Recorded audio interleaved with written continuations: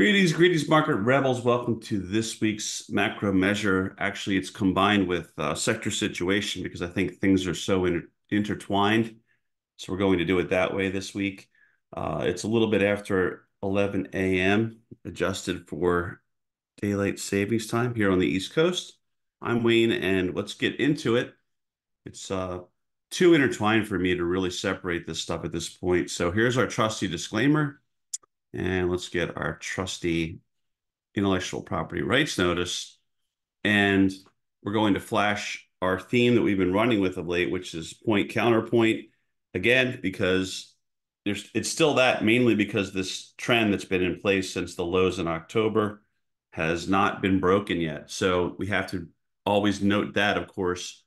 And we do have to also note all these other things because this week, I think things have shifted a little bit, and it depends on how you look at it, how you care to look at it, how you're willing to look at it. But overall, I think there's a little bit of concern that's built up here, a little bit more concern, and I think that we have to acknowledge that. So a little bit more of a tilt towards being, I think, risk averse, or at least being prepared for maybe something that could happen sooner rather than later in terms of real downside, not just one or two sessions where we back up only to see the trend resume. So we have to prepare for that here, leaving this up there as long as I can. And then I'm going to shift things. So let me just get out of this and then stop the share and move that over to that blank screen right there, and then bring back my main chart. So let's get on the main screen again for charts. Share. Okay, there you go. And I think that's good right now. So there you go. So we should be on the chart. And let me just get a few other charts dialed up on some of my other screens so I can hopefully make some points here that will help us out this week and maybe things to consider. But as you saw when I flashed the macro measure points for this week, go to 2x. I'm still dealing with time pressures due to office and home renovations and things like that. Haven't completely got it all put back together like I hope to. A typical life thing. You don't get as far as you hope to in the time you hope to do it in, but I am making progress, just not all the way there. As I had noted, I think things are so intertwined that I'm going to do one video this week and talk about these things because it all fits together, honestly, in my opinion, the way that I look at the market anyway. The notes I'm trying to, again, minimize, letting the charts do the stalking. I will go straight to the charts. Just want to mention that take a look at the themes. If you did take your screen cap of that, I do think that we got that the pattern of late week finishes definitely got broken, as we all know, on Friday. Is it the start of something, or is it really just a random thing that happened, maybe due to OpEx, maybe due to what have you? But right, the main thing I'm thinking about, besides what the Qs did, and it would be really the what the SMH did. So things got really a little haywire, to say the least. There, we were really moving up on an even greater slope after all these slope increases that you can sort of see there in the chart with my support lines underneath them. And it really started to go even at an even greater slope than what it had been at. So very aggressive, really overdone. Let me get my stretch. I think the stretch is down. I think it's here, and I'm wrong. Be this one? Oh boy, I know it's down on the lower end. I'm pretty sure I've got this the way that my chart's populated.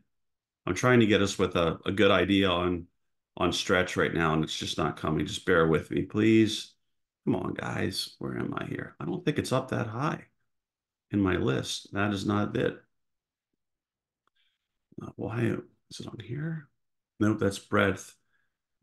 What about there? Now, bewildered that this is. Maybe it's coming up somewhere and I'm not seeing it or something. That's so odd. I just had this. Oh, there it is. I don't know. Maybe it shifted or maybe I made a mistake. But what I wanted to bring up, I can't get any more data for this on Thinkorswim, but this is SMH. And you could see that what happened here. on this week with these dots. The dots that represent the distance between, in percentage terms, from the current price to a certain moving average. In this case, the purple violet colored one is the 200. And you can see that, and the red is the 100. And you can see that really probably on, it looks like it was on Thursday with that up close. Thursday at that up close is when we got to this extremely high level. I've noted that we were getting there, I think earlier in the week, maybe on Tuesday. And I've been waiting for this for a while because it is the leader. And I've been noticing, right, it's kind of getting up towards some of the major stretch points over the last 7 years. And we can put this right on the highest one.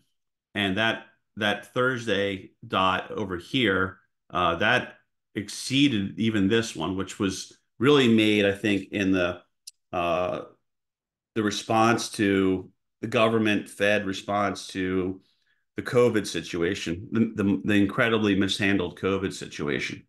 So that became uh, that became really an extreme for a while. You don't see anything quite like that in the years leading up to that particular stretch moment in early 21, but we just got there and surpassed it on Thursday. Even on Tuesday, I think we had where we were getting close to surpassing it is when I brought it up. I think it was Tuesday. Anyway, the point is, this is the leader. This has been taken to that type of an extreme. This is a once, as far as we can tell, once in about 6 or 7 year stretch. I think we'd all agree, right, that that's been extraordinary in SMH for the obvious reasons. There's nothing we've got that can compare to that in the prior 7 years. So when you start putting things in perspective like that, as we note all the time, there's nothing that says it has to go down. It's just that if you're looking at probabilities and how things typically behave, here's NVIDIA, and the stretch from the 100 was the greatest that it has been in all those years that we can look back on. So this was eclipsed. This was eclipsed the 100 in a really big way. So again, it doesn't mean instant cratering. It doesn't mean that it couldn't even continue beyond there, depending on what develops. It just that gives you that reference, and I think things are just really got frothy, in that space, and that being the leader, I think, is a source of concern. So that's where I'm coming from this week. That's really where we saw the pattern get broken in terms of the pattern got broken in terms of the late week strength and finish into the weekend. Then usually there's a little bit of early week weakness, and then they start moving things back up, sort of like as we get into midweek and through the conclusion of the week. That's been a pattern that's been playing out over and over again since the bottoms, but it didn't this time. And interestingly enough, I didn't even mean to mention this, but just noticed that this our resistance line got really very close to it, the one we've had in there. So with that in mind, we did say that we thought the SMH could get to the line we've been using in there for a possible upside projection for a while. And I'll give us more data on that since this is the leadership area. And you can see that it did. We said it might not be able to go through right away, or it usually will kind of touch and it'll respect it a little bit. Maybe our line needs to be adjusted. Maybe it's perfect, but they did kind of fall short earlier in the week. But as we noted, we said if they were able to gun NVIDIA, they really could have a shot at going through, and they did. But then, okay, the rug pull really happened at that point. So that's where that reversal really started once I think NVIDIA got absolutely bonkers to the upside, and you can see that the reversal set in. And that's a pretty rough candle there, as a lot of us are already aware. So I think you have to be a little concerned, but that's not the only reason why I've become a little bit more concerned this week. That is certainly something that I think bears watching because of the place that it occupies. But as we've been saying, right, we try to really determine where are we in the grand scheme. And the grand scheme to me is that you're obviously you've been acting bullishly, but I think for this part of the move, I think you may have hit the point where you need some kind of a breather. Let's take a look at just maybe like the QQQ. We'll take a look at just to kind of bring that into the picture. So the kind of long run that this has been, it's had, we've noted it's been historic in some ways, but they've really been in control. I overdid it. My bad. Let's get into a better view on this, on a simpler view. So this should show us what we want, and I'll enlarge this so we can see it. But ever since the bottom got put in, it's been really just nearly relentless, right? We have our little pullbacks here and there, but the gang hasn't failed to do anything with it other than buy those dips and just keep chugging along. And as we've noted, it's hard to really complain about the market breadth that has been a part of this, because where would that be? Let me think about where that would be. I'm hoping to get, is it on this one? No. Uh, Maybe this one here. Nope, wrong one. This one. I think it's a double QQQ. Yeah, there you go. We may as well look at market breadth right now while we're on it, because we haven't really had a lot of complaints about it of late. Could it be better? Yeah, but in some ways it's almost too good, right?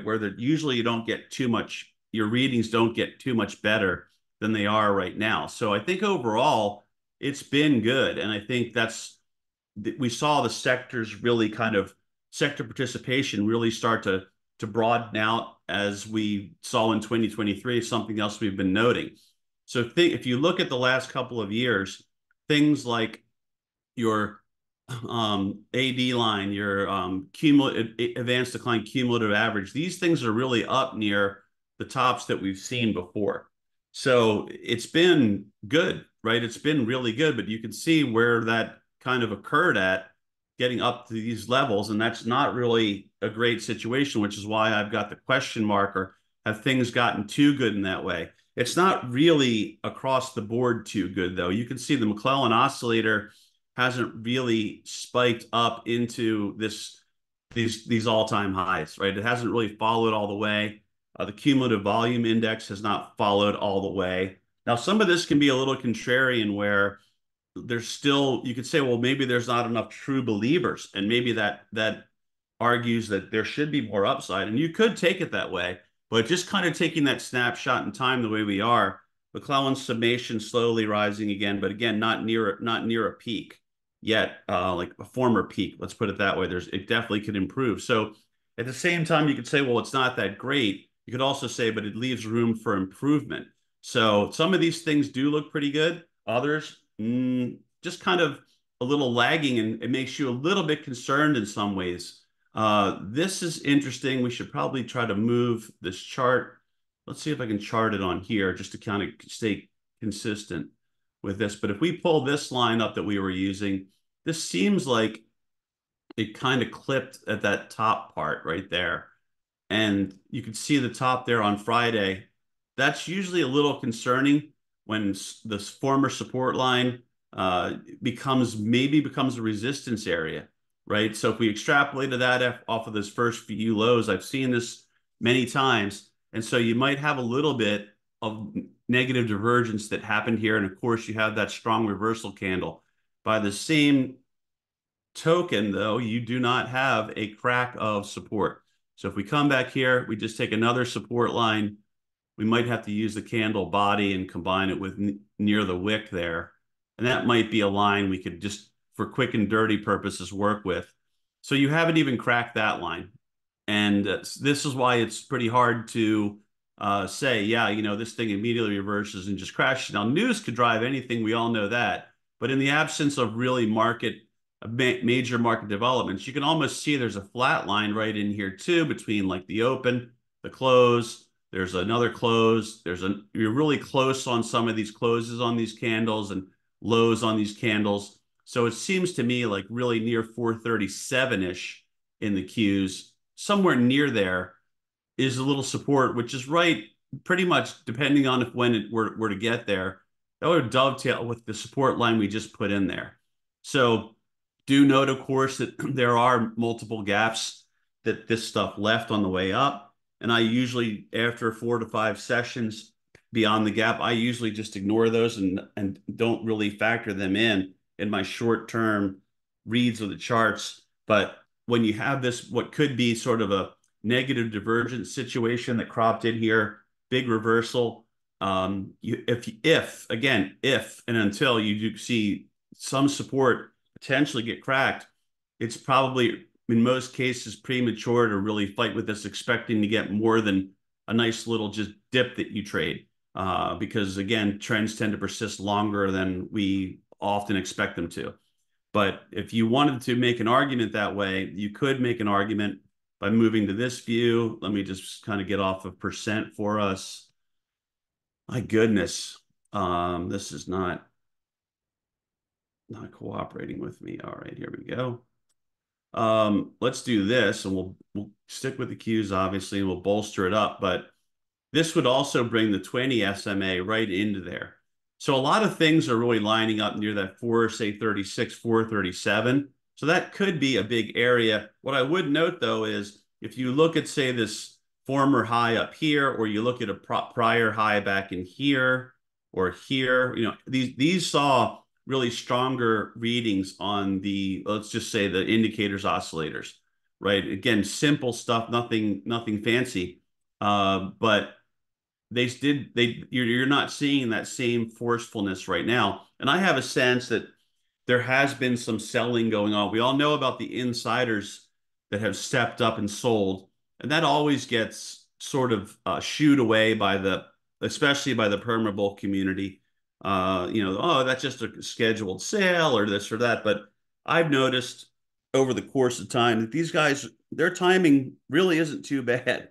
So not something I would bank my trade on and say, oh, this thing's got to do this now because these insiders have. I'm just saying that their timing's not that bad. They're always a little bit early. That's been my, always is maybe not the right word, but often might be the right word. They're often just a little bit early. They take money off the table, it seems like, pretty nicely.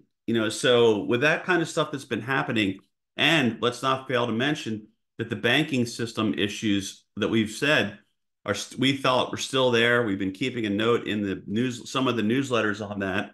Every now and then I seem to mention it in these weekend videos, but we still think that's there. And that obviously started to kind of send out some tremors again. There's some things that are occurring there. So I think that you've got to, that's typically the area that will often trigger sort of a rug pull cover story, right?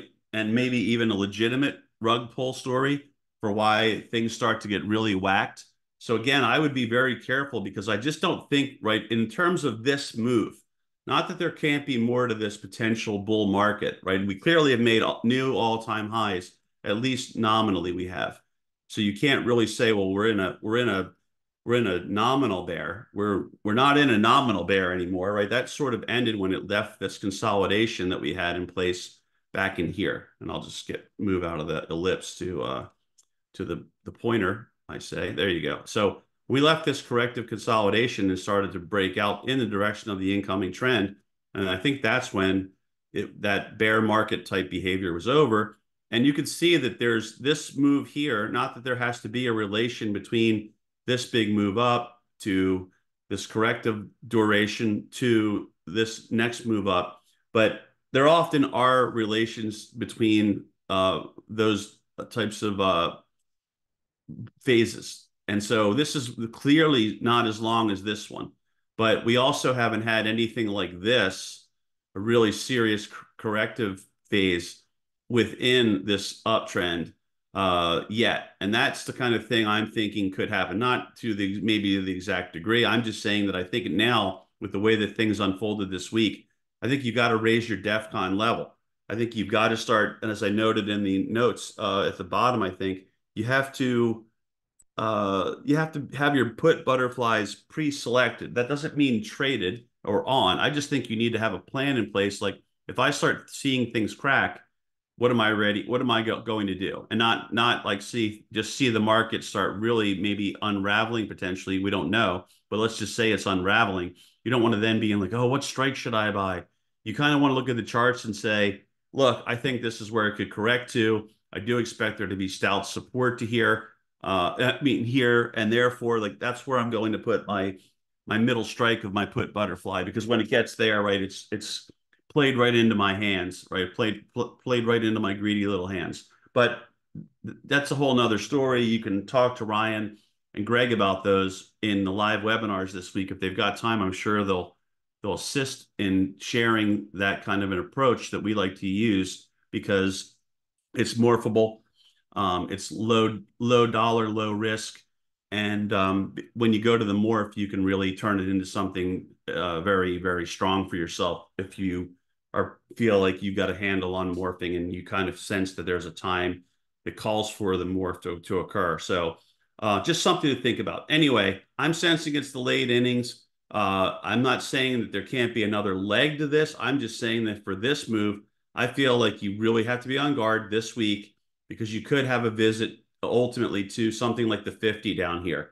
And that's really not the end of the world, right? We're talking about at this point, what would that be, like 3 to 4% pullback from where we close? It's not really a massive pullback. And even if you were to fall to the 100 from here, we're at about 440.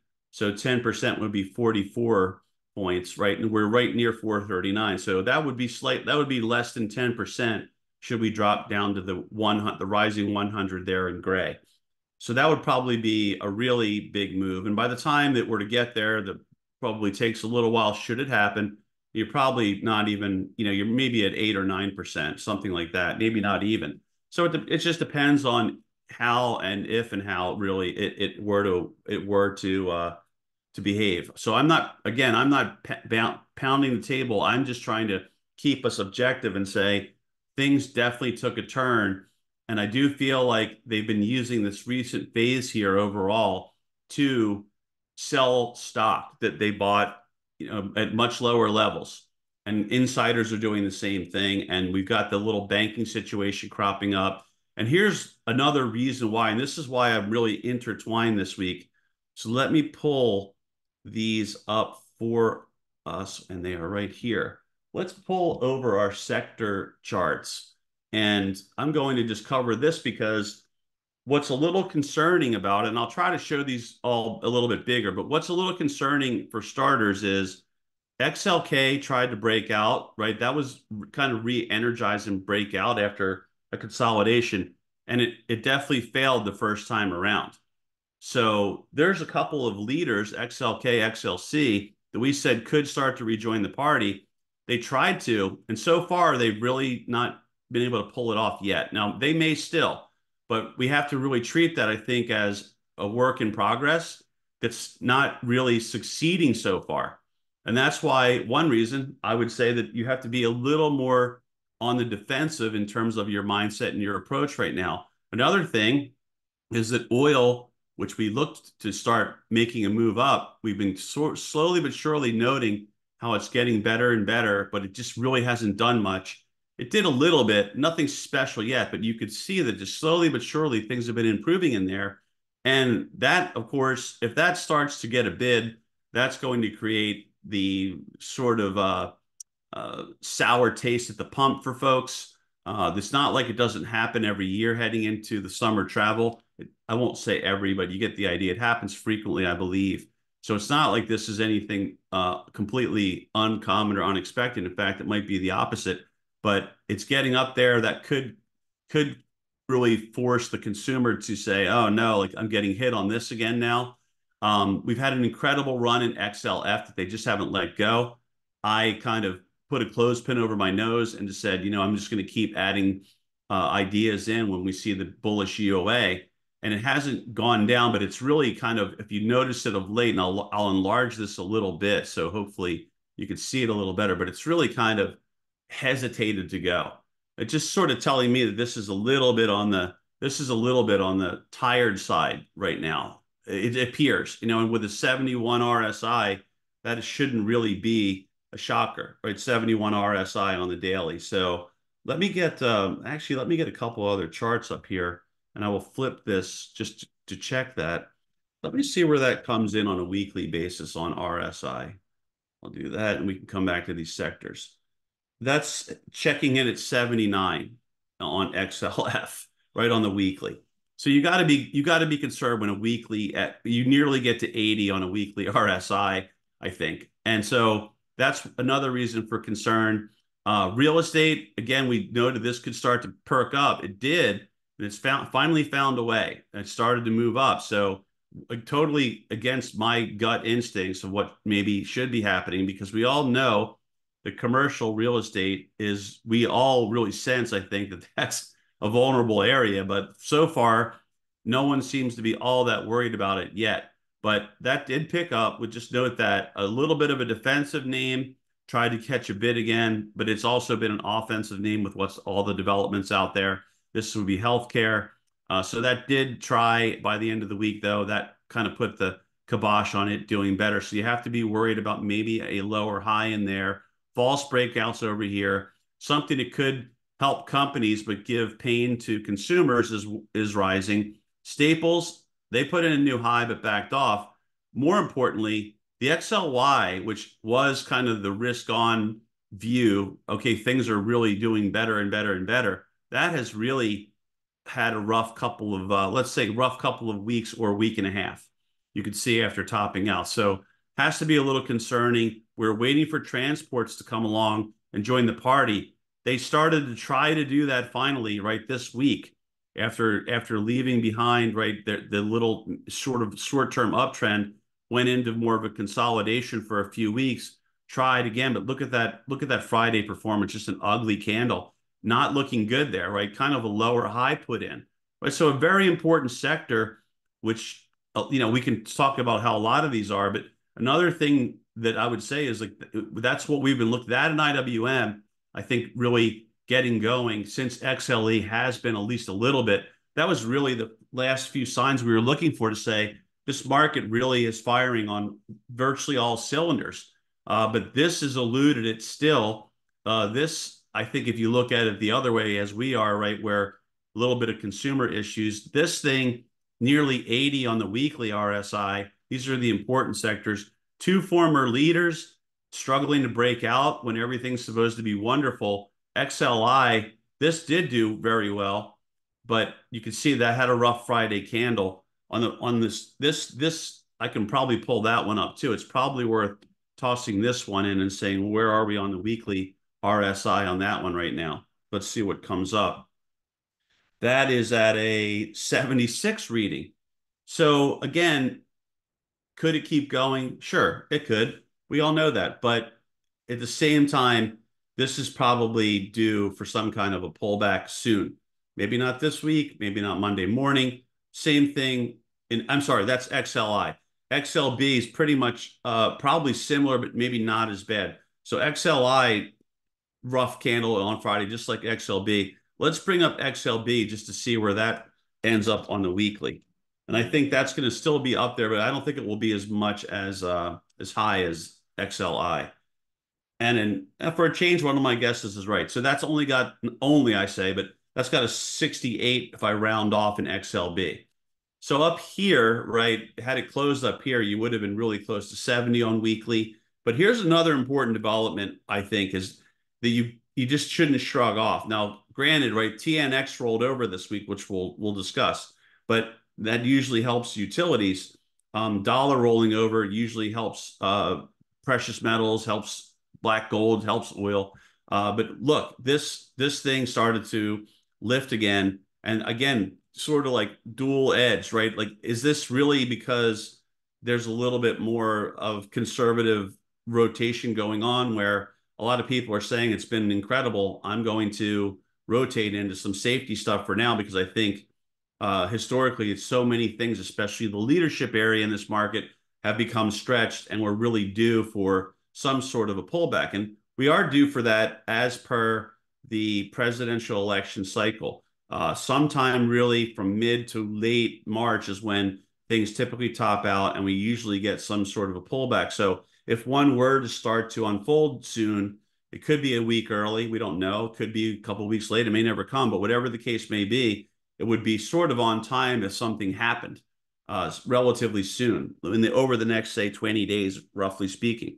So that's why I'm moving this way as well. It's part of the reason where these patterns of performance have played out pretty well over the last few years in terms of how the presidential cycle typically unfolds. And so we don't stay locked in on that if it's not working, of course, but it has been working. So I think as long as it is sort of getting you in the general vicinity of what's likely to happen and it's sticking with it, we should do the same. And that's what we have been doing. But I do think that I think part of the TNX rollover is part of it is that the gang is convinced, at least they're putting out the vibe, that they're convinced that rates come down sooner.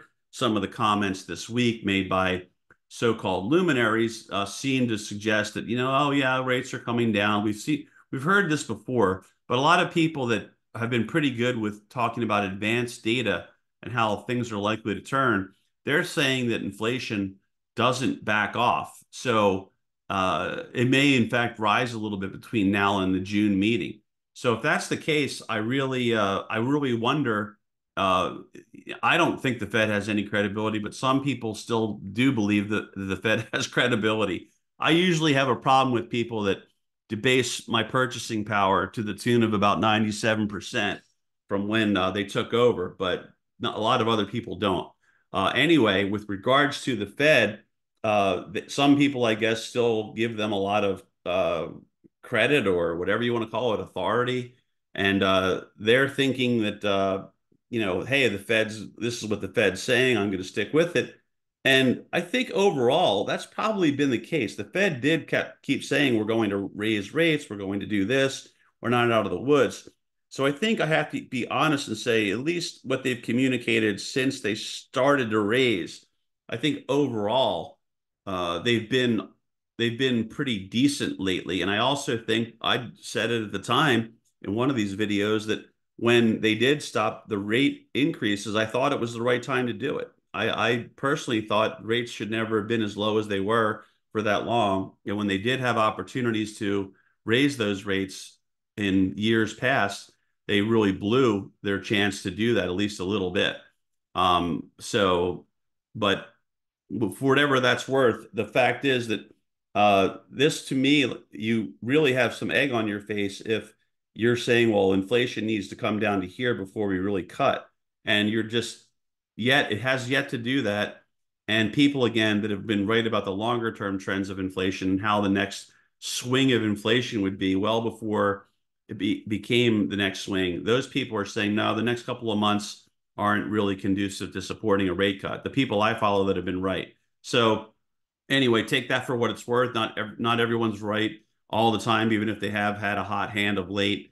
But I just still don't see it because I'm relying on their track record, not my own, because I don't have it. My own track record just says, there's a lot of BS going on, maybe more egregious BS than is typical. All you need to do is to be a truth seeker and go do some searching on the internet, and you'll see how these jobs reports and a lot of these other things are, uh, even by typical government standards, are really being egregiously manipulated. And it's not like it's the first time. It goes on in all administrations of both halves of the uniparty, as far as I can tell. But it's probably worse than ever, and that's maybe not an understatement. So just you can go check that out if you want to, but whether you want to or not, that is probably the reason why they're going to the Fed will look like hypocrites. Well, even more so, will look like hypocrites because they may actually surprise me and these other folks that are a lot smarter about future inflation prospects than I am, because they'll do something that really is at odds with what their words have indicated. And so you just can't rule that out, especially in an election year. They're supposed to be impartial, but we all know how that is in the real world. So these are some of the thoughts that I've been kind of building up with this week. Let's get back to here. So uh, that's why I think it's so intertwined that we have to note that this is right the way that the markets began to behave across these sectors. Everything was looking pretty good. It really wasn't affecting things, but as Friday wore on, it did affect a lot of things. And it could just be a random OPEX related reversal or a rug pull, right? That in the semis, and that just sent the the signal across to, hey, like, and a lot of people said, hey, it's been a hell of a run. Let's look at what the leader's doing. We're selling now here, there, and everywhere because the leadership space is really put together an incredibly ugly reversal. I don't want to belabor this, right? I'm trying to make these videos as short as I can. But if you watch some of the semis, I can't remember. I was busy doing other things too. But Ryan and Greg were talking about some of the just incredible reversals on the intraday charts. Let's just see if we can pull something up here. Let's pull up like we'll pull up like a 5 minute chart on, and you can see, right, to go, this is what happens in the morning, right? You close on Thursday somewhere near 926, you're up $50, right? That's some incredible market cap tack on, but just like an hour into the session, you've tacked on another incredible amount of market cap, but then you fall off all the way down to here to 865. So obviously, right, that's really serious. That is really serious volatility, intraday volatility. I don't know if they had SMCI that they pulled up, but they may have. Let's see what comes up for us. Okay, so yeah, you're at 1230 and then you're back below 1100. So that, yeah, these are definitely big moves. AVGO and AMD maybe. Oops, I didn't mean DO. AVGO. This is another one I think they were talking about this one. Come on, guys. Yeah, I mean, there you go. You're at 1400 and then they've got you down, $100 just within a few hours of that opening. So AMD, it won't look as dramatic in terms of hundreds of dollars because it's far lower price, but I do think it had a real spike at one point and then in the week, and then look at that.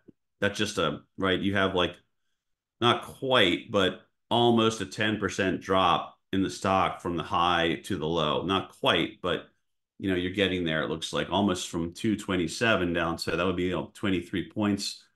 And that would put you near 204 and you got to 205.60. So yeah, that's really incredible volatility. We all know that, but let's get back into other things. Let's take a look at another thing that sort of failed, right? IWM, I won't say that it's goose is cooked, but this is one thing we've been waiting for, like a lot of people say, okay, when will this happen?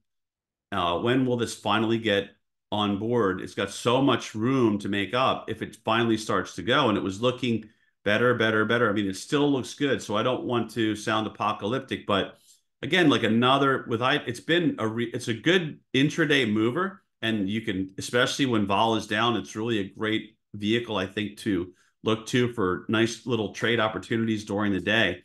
But it's another kind of rough reversal after making a new high.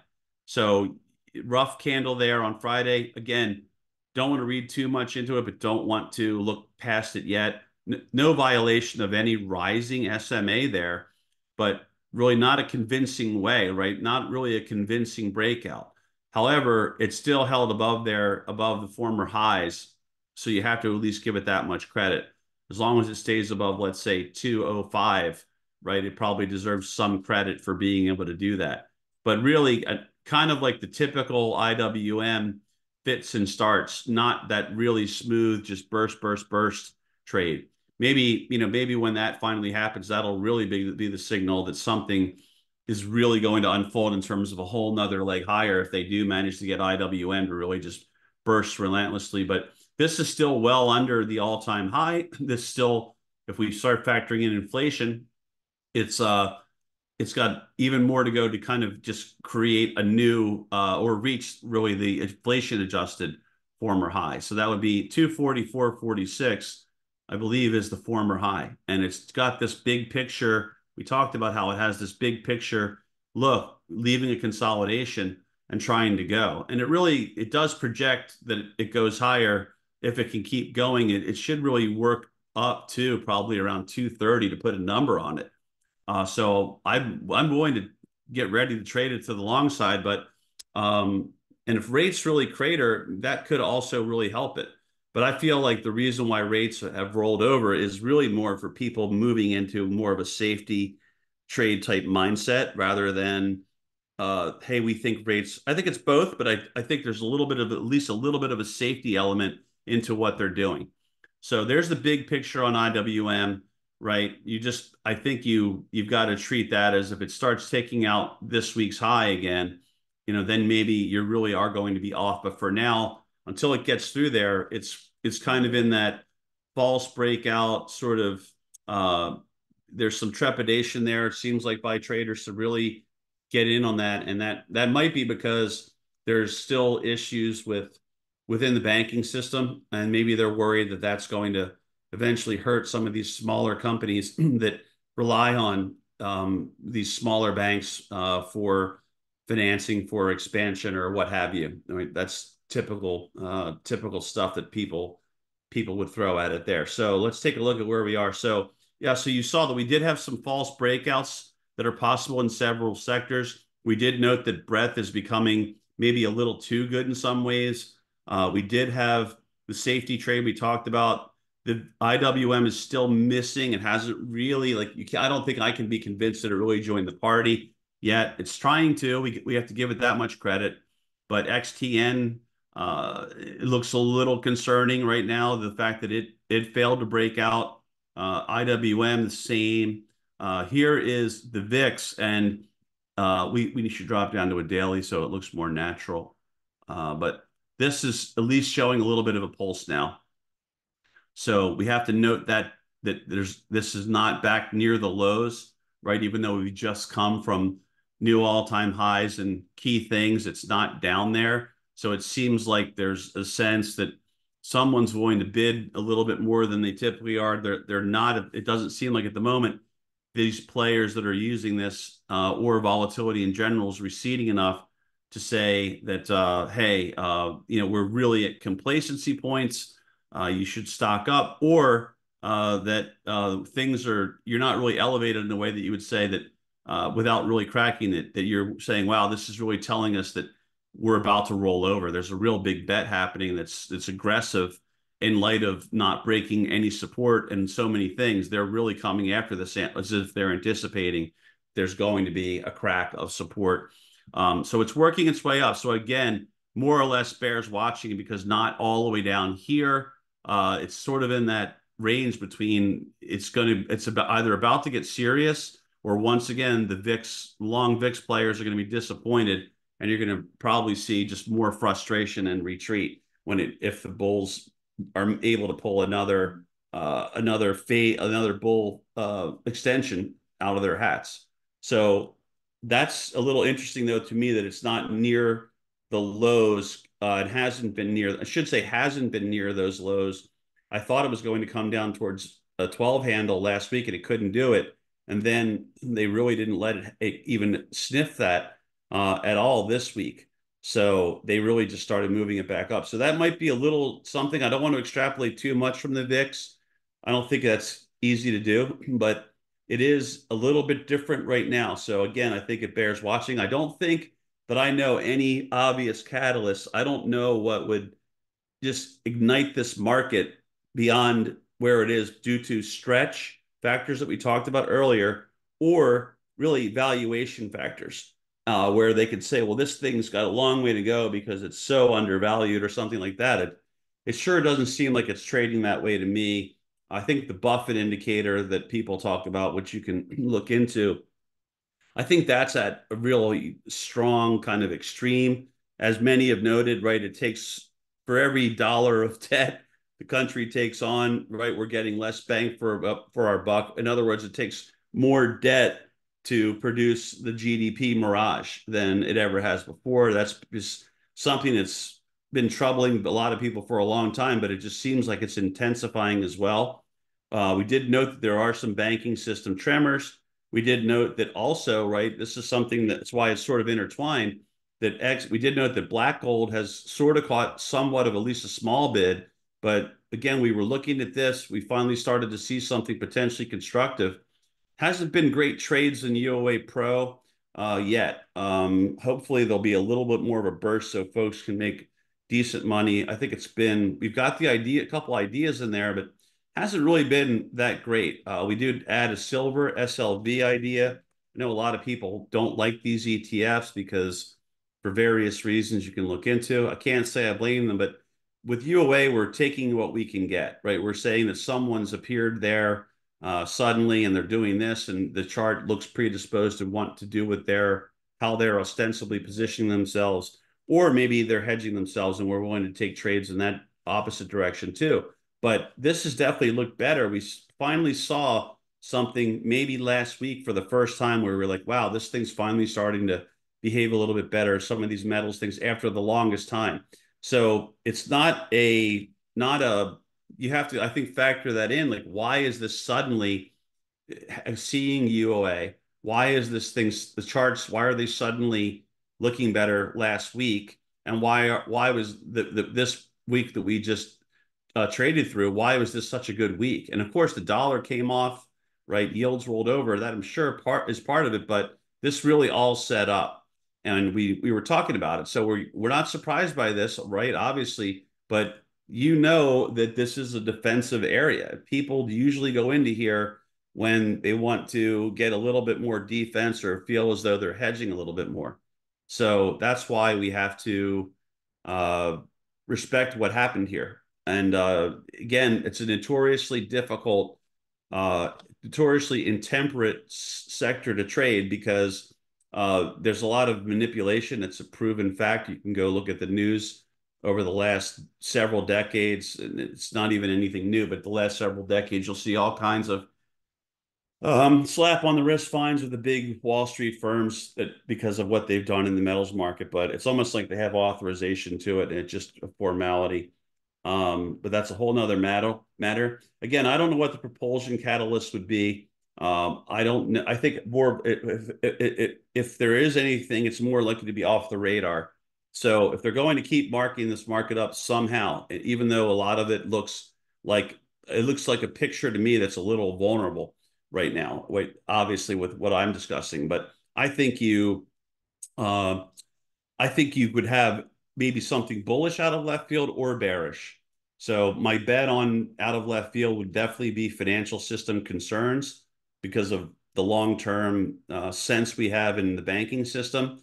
That becoming problematic, that would be something. Geopol is always lurking. It wouldn't surprise me with some of the things the U.S. has been doing if it almost ends up provoking some sort of a response from uh, from some other, let's say, factions here, there, and everywhere that stirs up a hornet's nest. That wouldn't surprise me. I don't even want to get into it. Anything can happen, really, but you get the idea. So I do think there's potentially some things lurking out there. And again, that's why I'd be ready when you knowing that you haven't seen a crack in some of these supports. I would still be ready to do something. I don't know what would provide cover for that pullback, but that could be the right time to pull back in front of the FOMC. Remember, we're probably about, I think it's 10 or 11 days away from it. So if they were going to sprinkle in a pullback and then maybe start to rally into it or use the FOMC to ignite a rally, right? It would be smart to pull back soon, get that out of the system, and then when the FOMC, then start working it back up, maybe in anticipation of the FOMC. And then if the FOMC delivers something that's surprisingly good for the bull story, then they could really put an incredible squeeze together, I would think, because they will, after a very long rally with very few significant pullbacks, they would have drawn some really fresh shorts in, cracked some areas of support, really had people think and wonder, could this be the time? Is it finally over? Is it time to really jump in? And then put that final squeeze together. So that's why my final note really is I would roll in either direction, right? I wouldn't, if we do finally get a crack of support, and you can see that SPY hasn't done that on the daily, right? You've got the 10 stacked over the 15, stacked over the 20 in blue, the 50 in gold, and so on. They're all positively sloped and stacked. And again, until really this week, the overall breadth situation was good.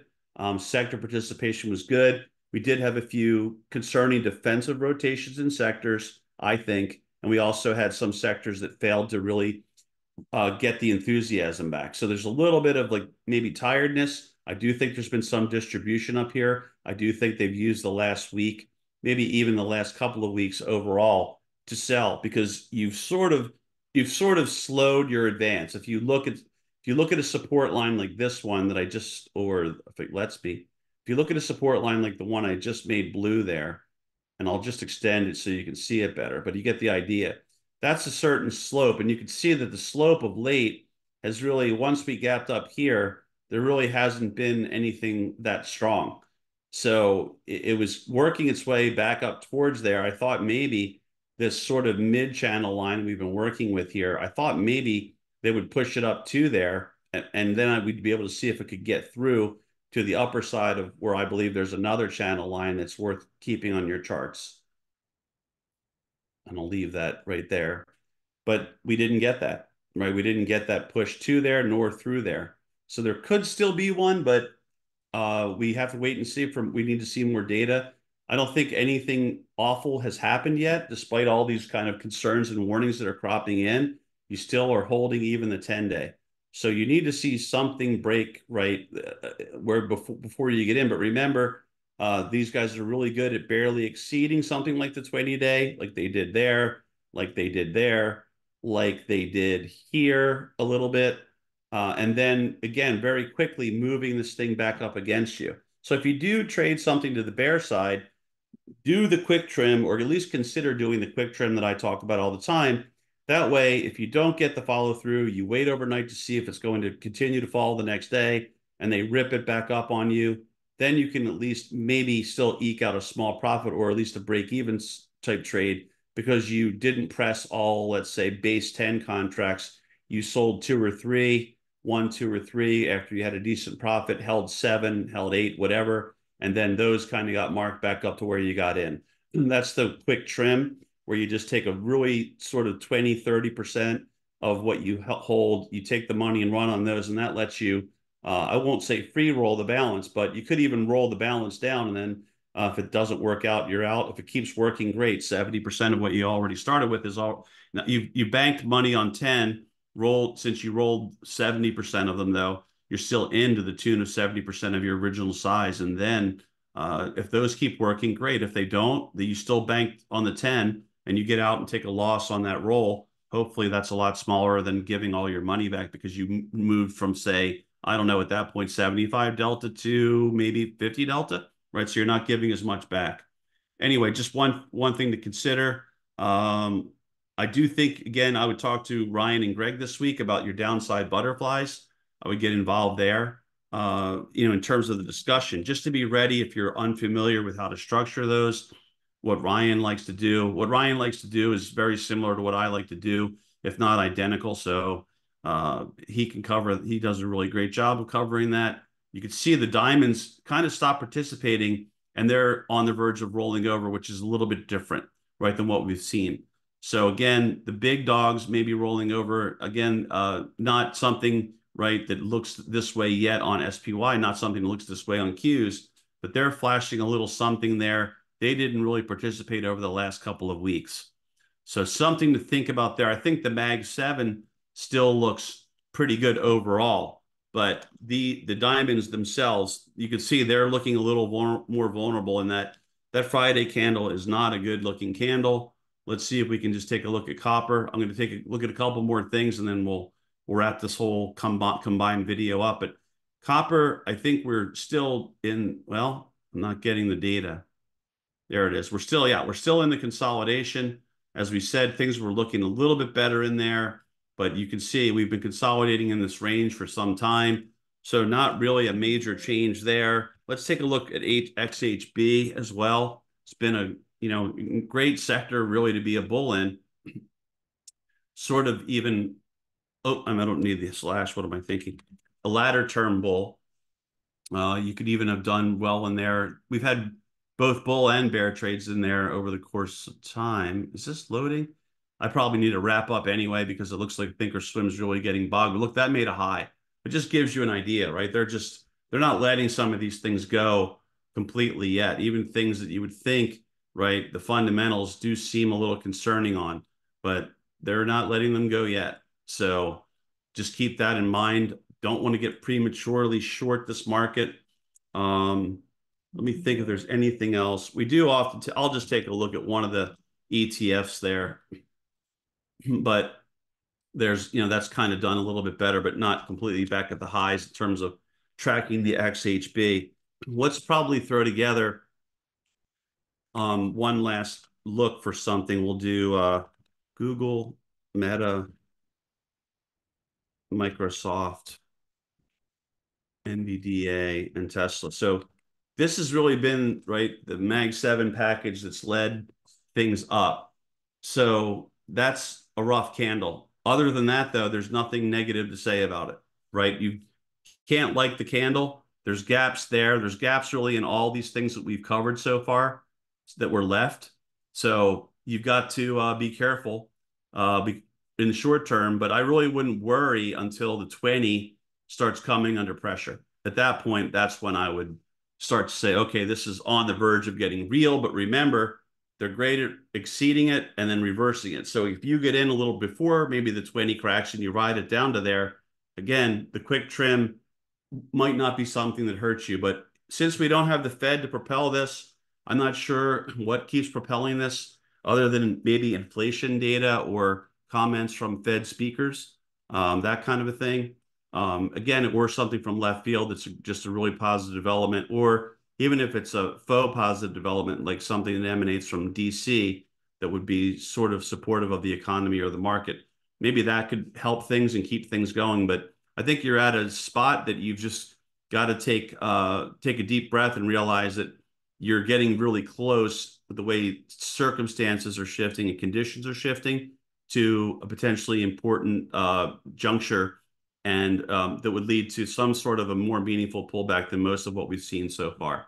So on that note, I'm going to thank everyone for tuning in. I'm going to wish everyone a wonderful conclusion of their weekend, a great trading week ahead, and make sure you get in those webinars if you've got questions about those put butterflies. I hope something I shared with you today helps you out in this upcoming week or some week in the future. And again, thanks for tuning in.